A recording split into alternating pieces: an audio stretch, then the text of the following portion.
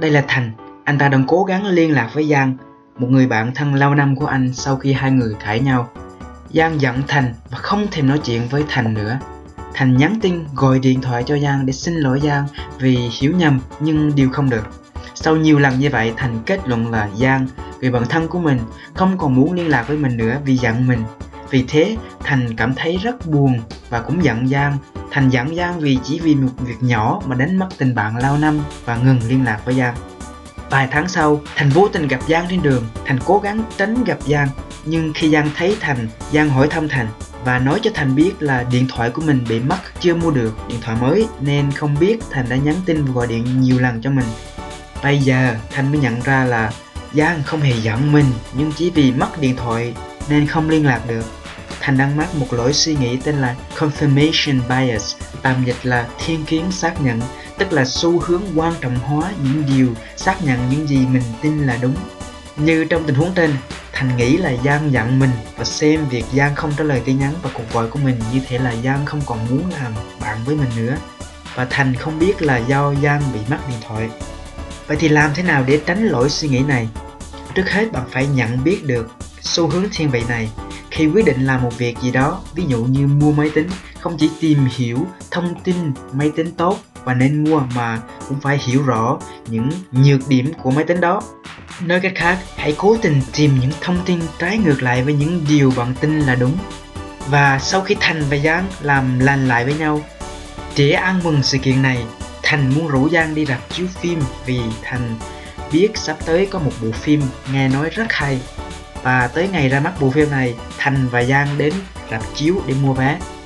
Nhưng sau khi xem được một nửa, Giang nói với Thành: "Ê Thành, phim này dở quá, không như trong trailer, thôi tụi mình về đi." Thành nói: "Đúng rồi đó, phim dở thiệt, nhưng mà bây giờ lỡ mua vé rồi và mất thời gian đến rạp này, mình ráng ngồi chút nữa đi, xem phim xong rồi cũng về được mà." Nếu bạn là Thành, bạn sẽ chọn ở lại để xem hết phim hay ra về? Nếu bạn chọn ra về thì chúc mừng bạn, bạn làm được một điều mà chỉ ít người làm được. Còn nếu bạn làm giống Thành thì bạn cũng đang mắc phải lỗi suy nghĩ giống như Thành. Trong tình huống này, Thành đang mắc phải một lỗi suy nghĩ tên là sunk cost fallacy, tạm dịch là chi phí chìm. Nói một cách đơn giản hơn, một khi bạn đã đầu tư rất nhiều tiền bạc và thời gian vào một thứ gì đó hay một việc gì đó, ví dụ như mua vé đi xem phim trong ví dụ của Thành và Giang, bạn không muốn từ bỏ nó một cách dễ dàng vì tiếc công sức và tiền mình đã bỏ ra. Lỗi suy nghĩ này đã làm Thành lưỡng lự không muốn ra về vì tiếc tiền và thời gian mình đã bỏ ra để mua vé và đến rạp. Nhưng nếu Thành và Giang chọn ở lại, họ không chỉ mất tiền mà còn mất vài tiếng đồng hồ quý báu của mình chỉ để tra tấn tinh thần khi phải xem hết bộ phim dở. Vậy thì để tránh lỗi suy nghĩ này, khi bạn muốn làm một việc gì đó, hãy nhìn vào cái giá bạn phải trả trong tương lai nếu tiếp tục làm việc đó thay vì những mất mát trong quá khứ. Nói tóm lại, bạn phải hiểu là bạn có thể mắc phải nhiều lỗi suy nghĩ mỗi ngày, như xu hướng quan trọng hóa những điều, xác nhận những gì bạn tin là đúng. Để tránh lỗi suy nghĩ này, hãy cố tình tìm những thông tin trái ngược lại với những gì bạn tin là đúng.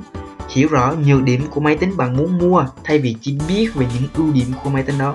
Ngoài ra, bạn còn có xu hướng không muốn từ bỏ một thứ gì đó một cách dễ dàng vì tiếc công sức và tiền mình đã bỏ ra. Để tránh điều đó, hãy nhìn vào cái giá bạn phải trả trong tương lai nếu tiếp tục làm một việc gì đó thay vì những mất mát trong quá khứ. Vậy nhé, chúc bạn thành công. Mình là Khoáng và hãy làm chủ chính bạn.